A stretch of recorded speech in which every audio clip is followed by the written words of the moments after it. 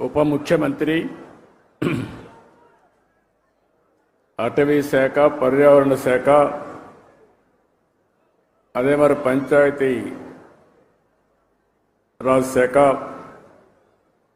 మంత్రివర్యులు, అదే మరిగా ఒక మంచి మిత్రుడు శ్రీ పవన్ కళ్యాణ్ గారు, సహచర మంత్రివర్గ సభ్యులు, వేదికపై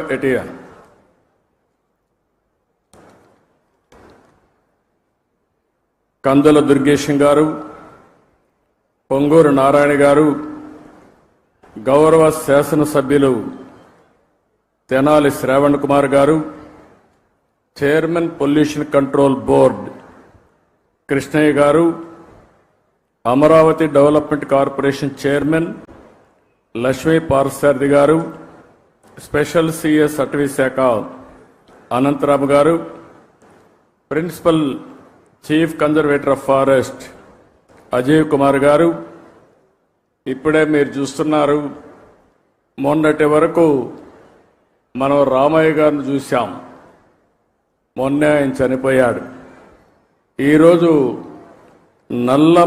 నల్లమల అడవుల పరిరక్షణ కోసం జీవితాన్ని అంకితం చేసినటువంటి అంకారావు గారు మనస్ఫూర్తిగా మనందరికీ ఒక స్ఫూర్తి. అలాంటి వ్యక్తి ఇక్కడ ఉన్నాడు. ఇంకొక పక్క chairman environment management corporation Dinesh Reddy గారు, 10వ తరగతి అమ్మాయి, చాలా బాగా చేసింది, మనందరి దగ్గర ప్రతిజ్ఞ చేయించింది కుమారి లావణ్య.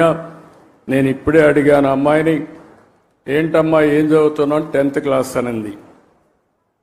10th క్లాస్ అయినాక ఏం చేస్తామని అడిగాను. ఇంటర్మీడియట్లో బైపీసీ అనింది. అంటే డాక్టర్ అవుతావా అంటే, తప్పకుండా డాక్టర్ అయి పేద ప్రజలకు సేవ చేస్తానని ఘంటాపదంగా చెప్పింది. ఒక యాస్పిరేషన్తో చదువుకుంటున్నటువంటి విద్యార్థిని. అదేవిధంగా ఈ కార్యక్రమానికి ఇచ్చేసిన ప్రజాప్రతినిధులకి, పెద్దలకు, ఈరోజు 1000 మంది విద్యార్థులతో మొక్కలు నాటే కార్యక్రమానికి శ్రీకారం చుట్టాం. ఈరోజు మీరు చేసిన కార్యక్రమం అమరావతిలో ఒక చరిత్ర సృష్టించబోతుంది. ఈరోజు ఒక్కరోజే మన మిత్రులు ఉప ముఖ్యమంత్రి గారు చెప్పినట్టు 1 కోటి చెట్లను నాటుతున్నాం. ఈ సంవత్సరం 5 కోట్ల మొక్కలు నాటబోతున్నాం. అయితే ఈ 5 కోట్లే కాకుండా 50% గ్రీన్ కవర్ ఈ రాష్ట్రంలో ఉండాలి.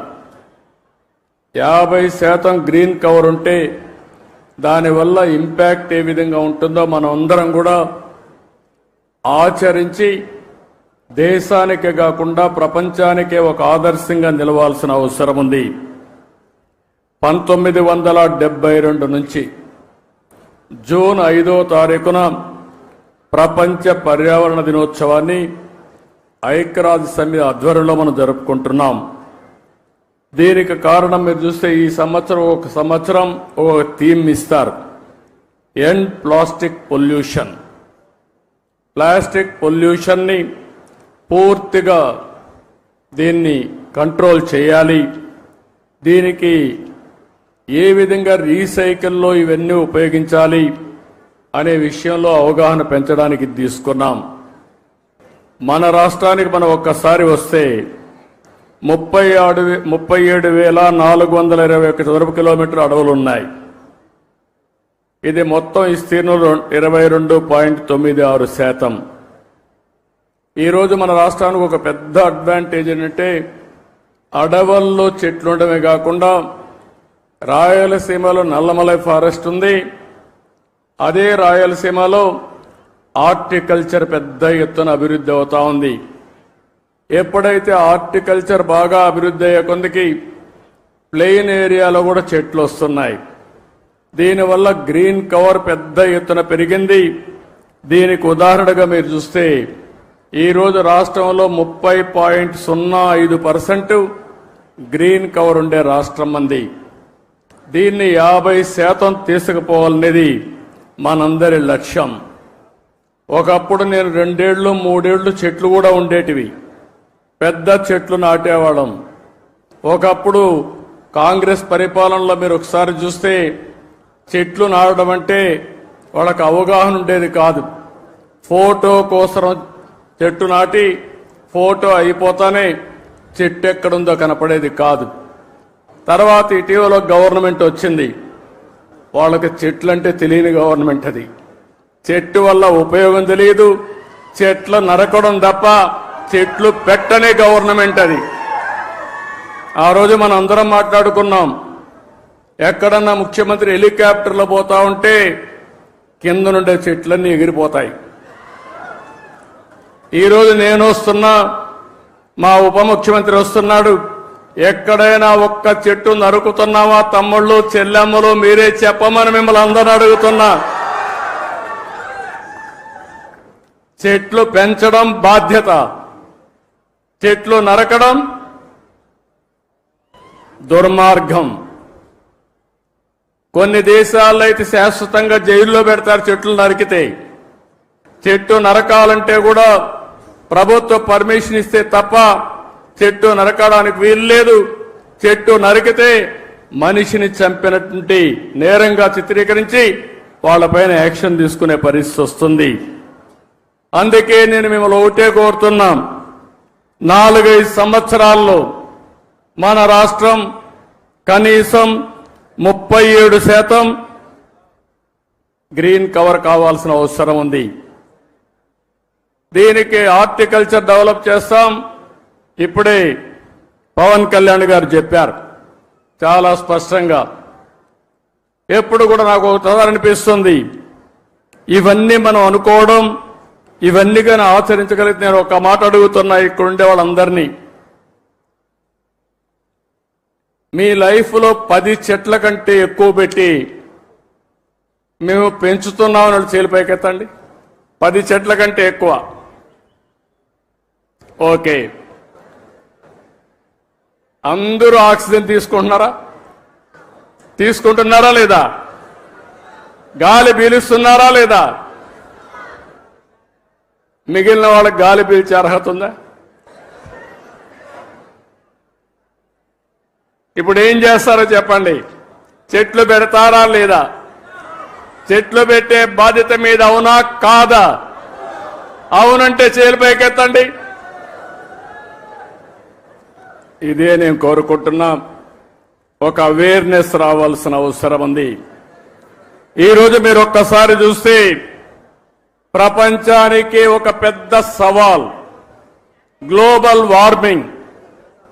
అంటే వాతావరణం ఉష్ణోగ్రతలు పెరుగుతున్నాయి. దీనివల్ల మీరు చూస్తే వర్షాలు తగ్గిపోతున్నాయి, భూగర్భ జలాలు ఇంకిపోతున్నాయి, సాగు ప్రమాదంలో పడతా ఉంది.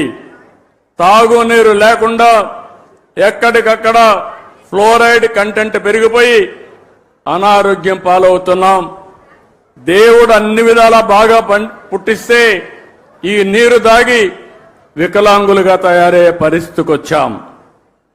అందుకే ఇప్పుడే అంకారావు గారి స్టోరీ విన్నాం. మనమందరం చిన్నప్పుడు చదువుకునే వాళ్ళం, నేను కూడా చదువుకున్నాం. ఆ రోజు మీరు చూస్తే ఆ కథ ఒకసారి చూస్తే ఒక వృద్ధుడు చెట్టు పెడతా ఉంటాడు. రాజు అక్కడికి వస్తాడు. ఆ వృద్ధుడికి వయసు అయిపోయింది. అతన్ని చూసి అడుగుతాడు ఆసక్తిగా, నీ వయసు అయిపోయింది, ఇప్పుడు చెట్టు పెడుతున్నావు, ఈ చెట్టు ఫలాలను తింటావా అని అడుగుతాడు. అప్పుడు ఆ వృద్ధుడు చెప్తాడు, మహారాజా పక్కన చెట్టు ఉంది చూడు, మా పూర్వీకులు పెట్టారు, దాని ఫలాలు నేను అనుభవిస్తున్నా, నేను పెట్టే ఈ చెట్ల ఫలితాల్ని నా పూర్వీకులు మా పిల్లలు అనుభవిస్తారని ఆ వృద్ధుడు చెప్పాడంటే అది విజ్ఞతని మీ అందరికీ తెలియజేస్తున్నా. ఆ విజ్ఞతతో మనందరం ప్రవర్తించాల్సిన అవసరం ఉంది. స్వార్థంతో బ్రతకడం కాదు. అలాంటివన్నీ కూడా మనం ఒక్కసారి ఆలోచించుకుని ఆ తాత చెప్పే కథే మనకు ఒక ఆదర్శం. ఇప్పుడు అంకారావు చేసిన పని మనందరికీ ఒక ఆదర్శం అని చెప్పి మీ అందరికీ తెలియజేస్తున్నా. నాకు ఒకసారి ఎప్పుడూ నాకు గుర్తుండేవాడు, ట్రీ మ్యాన్గా గుర్తింపయ్యాడు. ఆ రోజు పద్మశ్రీ వనజీవి రామయ్య నా దగ్గరికి ఎప్పుడూ వచ్చేవాడు. ఎప్పుడు వచ్చినా ఒక చెట్టు తీసుకొచ్చేవాడు. ఊరూరు తిరిగేవాడు. అందరికీ విత్తనాలు పంచేవాడు. సంవత్సరం వచ్చి నాకు రిపోర్ట్ చేసేవాడు. నేను ఈ కార్యక్రమాలు చేస్తా ఉంటే ఆయన ఎప్పటికప్పుడు ప్రోత్సాహపడి ఉత్సాహవంతుడై రోజుకు ఒక మొక్క నాటేవాడు. ఆయన నాటడమే కాదు, అందరి దగ్గర నాటిచ్చేవాడు. ఆ చెట్లను పెంచే కార్యక్రమాన్ని కూడా ఆయన నిర్వహించాడు. అందుకే కేంద్ర ప్రభుత్వం పద్మశ్రీ అవార్డు ఇచ్చింది. దీన్ని మనస్ఫూర్తిగా నేను అభినందిస్తున్నాను. ఆయన ఒక్కసారి స్మరించుకోవాల్సిన బాధ్యత మనందరిపైన ఉందని చెప్పి కూడా నేను మీకు తెలియజేస్తున్నా. ఈరోజు మనం అందరం కూడా గుర్తుపెట్టుకోవాల్సింది స్వర్ణాంధ్ర, స్వచ్ఛాంధ్ర. స్వర్ణాంధ్ర అనగానే ఏదో ఎక్కువ ఆదాయం రావాలి. నేను అందుకే చాలా స్పష్టంగా చెప్పాను. స్వర్ణాంధ్ర అంటే ఆదాయం పెరగాలి, ఆరోగ్యం బాగుండాలి, ఆనందంగా ఉండాలి. వెల్తీ, హెల్తీ, హ్యాపీ సొసైటీ కోసం మనం పనిచేస్తున్నాం. ఇది జరగాలంటే పర్యావరణాన్ని కాపాడుకోవాలి. పెద్ద ఎత్తున ఈరోజే నేను చూశాను ఒక స్టాల్ కూడా. ఇక్కడ మా మంత్రి నారాయణ గారు ఉన్నారు. ఉప ముఖ్యమంత్రి గారి దగ్గర 2 బాధ్యతలు ఉన్నాయి. ఒకటి మీరు చూస్తే ఎన్విరాన్మెంట్, ఫారెస్ట్ ఉంది. దీనివల్ల మనందరినీ ఆరోగ్యం కాపాడాలంటే ఫారెస్ట్ మినిస్టర్గా ఉప ముఖ్యమంత్రి గారు చాలా కీలకం అని చెప్పి కూడా నేను మీకు తెలియజేస్తున్నా. నా మనసుకు దగ్గరుండే సబ్జెక్టు పర్యావరణం, చెట్లు పెంచే కార్యక్రమం అని చెప్పి కూడా నేను మీకు తెలియజేస్తున్నాను. ఈరోజు ఇక్కడ ఒక విషయం ఆలోచిస్తే, నేను చిన్నప్పుడు హై స్కూల్కి పోయేవాడిని. మా ఊరి నుంచి 6 కిలోమీటర్లు నడవాలి, కొన్ని రోజులు సైకిల్లో పోయేవాడిని. మా ఊర్లో ఒక ఆయన సోషల్ యాక్టివిస్ట్ ఉండేవాడు, కేశవయ్య నాయుడు గారిని. ఆయన పని ఎక్కడన్నా అడవుల్లోకి మేకలు వచ్చినా, అటవీ సంపద ఎవరన్నా కొట్టేస్తా ఉన్నా పిటిషన్లు పెట్టి యాక్షన్ తీసుకునే కార్యక్రమం చేసేవాడు. ఆ రోజు ఒకరోజు మేము వెళ్తా ఉంటే మమ్మల్ని అందరినీ పిలిచి ఇది కాపాడాలి, మీ సహకారం కావాలని చెప్పి మా దగ్గర ఫారెస్ట్ ఆఫీసర్లకు ఫోన్లు చేపించాడు, మా దగ్గర లెటర్లు పెట్టించాడు. దానివల్ల ఫారెస్ట్ ఆఫీసర్లు వచ్చి ఇమీడియట్గా యాక్షన్ తీసుకునేవాళ్ళు.